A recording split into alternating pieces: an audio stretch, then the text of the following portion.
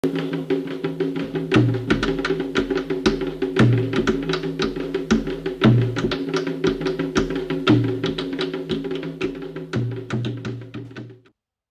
a todos e todas, sejam bem-vindos e bem-vindas.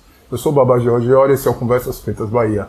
Nosso espaço para discussões de questões ligadas ao cotidiano, sociedade civil como um todo, e de maneira indireta ou indireta, ligadas às questões voltadas para o candomblé e para o assim chamado povo de santo.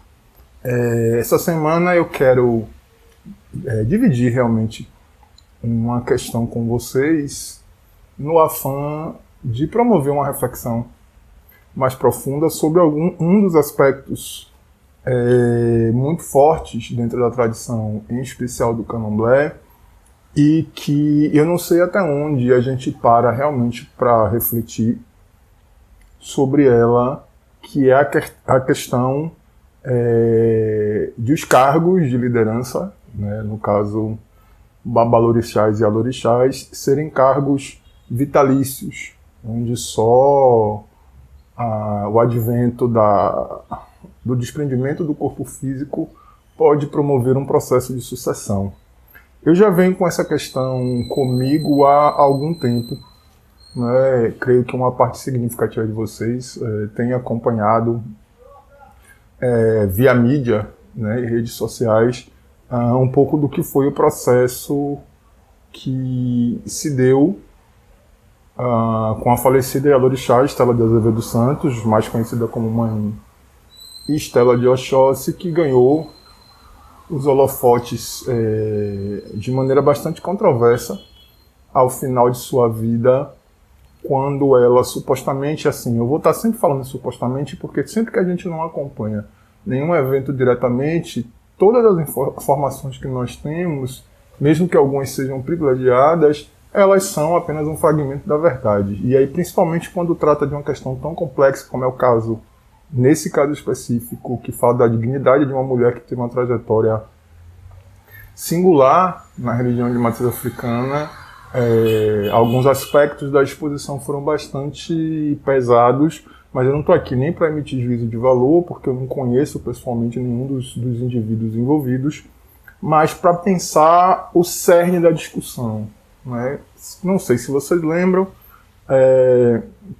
ela se afastou, foi afastada da liderança da casa aproximadamente um ano antes, ou um ano e pouco antes de vir a falecer, saindo da cidade de Salvador e indo residir com sua suposta companheira na cidade de Nazaré das Farinhas. Isso gerou grande comoção, tanto dentro da comunidade terreira quanto na sociedade civil, porque até onde se sabe não havia notícia de uma situação nesse sentido, né? De uma liderança que, em tese, muitas aspas aí, colocamos muitas aspas aí, admitiu que já não tinha mais condições físicas, inclusive, de administrar uma casa de candomblé, de conduzir os ritos, e ainda que a gente saiba que a hierarquia ela é composta justamente para assessorar essa liderança, ao fim e ao cabo, a resolução e as finalizações dos processos, em tese também, mais uma vez, estariam ligados à figura do líder central. Né? Sabemos que, de repente, uma casa menor ela vai compreender uma outra estrutura que não, com a mesma complexidade, por exemplo, de um terreiro com a envergadura do Pofunjá. E aqui não estou falando de ser mais ou menos axé, não é disso. Estou falando do tamanho, do fluxo de pessoas que frequenta, seja como cliente, seja como filhos de santo, ter filhos de santo espalhados pelo Brasil e pelo mundo, dar conta de mídia, dar conta de uma série de questões. E no fim do dia é a liderança que expõe sua cara como a representação social da comunidade terreira. Eu não vou ficar aprofundando essa questão porque ela não cabe. A pergunta é: esse cargo é realmente vitalício? Realmente é apenas a morte que pode mudar o poder de mãos dentro de um espaço de uma comunidade do terreiro, se a gente levar em consideração o fato dessa religião ter nascido no Brasil, ter sido por aqui criada e com sua estruturação e tudo mais, mas nós estamos falando, como tudo na vida, de uma temporalidade específica. Hoje nós estamos lidando com uma série de questões, né? Ao mesmo passo que a gente tem, de alguma maneira, um aumento da longevidade, né? Por conta do advento de alimentação, medicamento, alguns avanços na medicina. Por outro, a gente tem uma incidência de muitas doenças degenerativas que podem fazer com que o indivíduo, às vezes até numa idade não tão avançada, se veja privado da autonomia para a sua própria vida, mais do que a questão religiosa, né?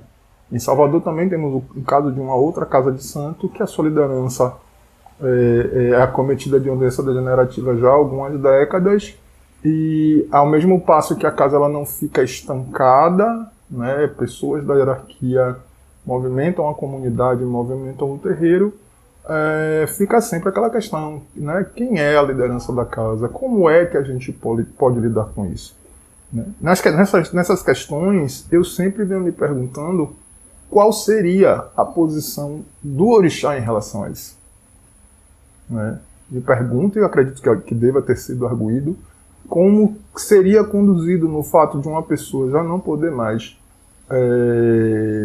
arcar com suas responsabilidades dentro da comunidade terreiro e, ao mesmo tempo, que essa comunidade tem que ser continuada. Porque essa relação envolve vidas em diversos níveis, em diversos graus de sociabilidade, em diversos graus de comprometimento. Então, assim como algumas ditas tradições, eu acredito, e aí é meu posicionamento pessoal, que seja necessário que nós revisitemos a rigidez com que essa é entendida como tradição ela é mantida. Né? Creio que em casos onde, não só também por conta de doença, é importante salientar, quando Dona Estela se afastou do Opofonjá, uma parte das pessoas dizendo que ela não estava capaz, outra parte dizendo que ela estava capaz. Em uma das entrevistas que ela deu para uma TV local, ela disse que ela estava cansada, ela era uma mulher de mais de 90 anos de idade. E nós sabemos que o candomblé é uma religião extremamente física.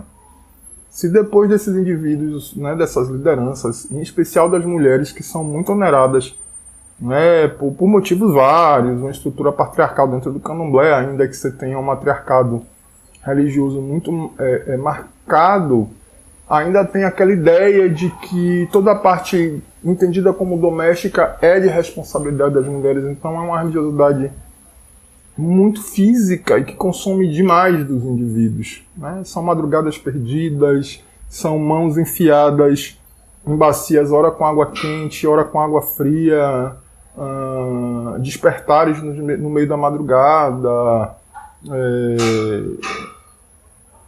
dias seguidos de comprometimento com esse ou com aquele ritual. Então, nós imaginemos, de repente, um homem ou uma mulher, né, do alto dos seus 70, 80, 90 anos, que tenha dedicado uma parcela significativa da sua vida à religião de matriz africana, já não tenha mais a mesma disposição física de outrora. Mas ainda assim, pelo fato de entender-se que o cargo é vitalício, creio eu que haja uma cobrança, né, para que essa presença ela seja marcada, para que essa presença ela seja marcante, e ainda que haja algum tipo de cuidado por parte da comunidade, e disso eu não tenho a menor dúvida, né, convivi com algumas comunidades com pessoas muito idosas e também com idade de iniciação bem elevada, e sempre há, em algum nível, uma tentativa de cuidado, mas eu tiro a minha própria referência. Minha avó está viva, tem 90 anos, e não foi de candomblé, mas vem de uma vida muito sofrida. Então ela tem artrite, artrose, dores nos joelhos, e dores na coluna, e dores nas articulações, e câimbras, e problemas de circulação, enfim, uma gama de situações físicas promovidas por essa história de vida, que eu imagino que se ela fosse dentro do candomblé, o quão penoso para ela seria, por exemplo, participar de um orô, conduzir um orô, conduzir uma festa de santo, e aí eu já não estou dizendo de cantar, nem de protagonizar nesse sentido, porque, em geral, pelo menos aqui na Bahia, as grandes lideranças, elas ocupam os seus tronos, e a casa é conduzida pela hierarquia, né, os cânticos, as rezas, as coisas. mas eu creio que a gente tem que pensar, né? Refletir e, mais do que isso, mais uma vez eu coloco muito essa responsabilidade. Eu venho dizendo para as pessoas que em algum momento do processo a gente meio que se esqueceu que fazemos parte de uma estrutura religiosa onde a nossa ancestralidade ela é presente. Às vezes nós estamos especulando sobre questões do mundo prático sem nos darmos conta que o verdadeiro conselheiro está ali em nossa cabeça, que é o próprio orixá, né? Então, como é que a gente pode repensar isso? Quais seriam os impactos, por exemplo, de hoje na contemporaneidade? Seríamos acusados de estar tentando destruir o último alicerce do candomblé? Isso provocaria tensões nos processos de sucessão? O fato de se pensar uma mudança de poder, né? Não deixa de ser uma mudança de poder com a liderança anterior ainda viva, né? Mas como pensar essa ancianidade? Como pensar as pessoas mais velhas? Como pensar as pessoas que por motivos vários vão ter problemas de mobilidade ou vão ter problemas de saúde muito graves e que de repente se veem exigidas por conta desse processo? Então, a minha reflexão da semana é mais ou menos essa. Vamos pensar, né, até onde os processos de mutabilidade eles podem ser não apenas opressores, como de alguma forma até meio que desumanos, no sentido da gente acabar por perder a possibilidade de entender a humanidade, de entender o outro dentro dos seus limites. Então, mais uma vez quero agradecer a participação de todos que vêm, né, elogiar os vídeos, criticar, né, que postam as perguntas nos comentários, que elogiam, enfim. Para mim é um prazer. Ultimamente até tinha pensado em dar uma parada nos vídeos, porque estou com outras preocupações, outras coisas, mas acabei me habituando, né, estar com esse espaço aqui, a gente discutindo algumas coisas que são sérias e que precisam ser discutidas, né? Então eu só posso agradecer, né, por mais essa companhia essa semana, dizer que sigo por aqui, existindo por qualquer meio necessário. Até a próxima semana, né? Semana que vem vamos fazer uma reflexão sobre qual é o papel do candomblé, como nós o compreendemos, sua inserção, seus limites e onde poderíamos estar melhor inseridos nos contextos sociais, né? O quão o candomblé poderia estar melhor colocado junto à sociedade, melhor representado, melhor entendido, melhor vivenciado. Mas isso é um papo para a semana que vem.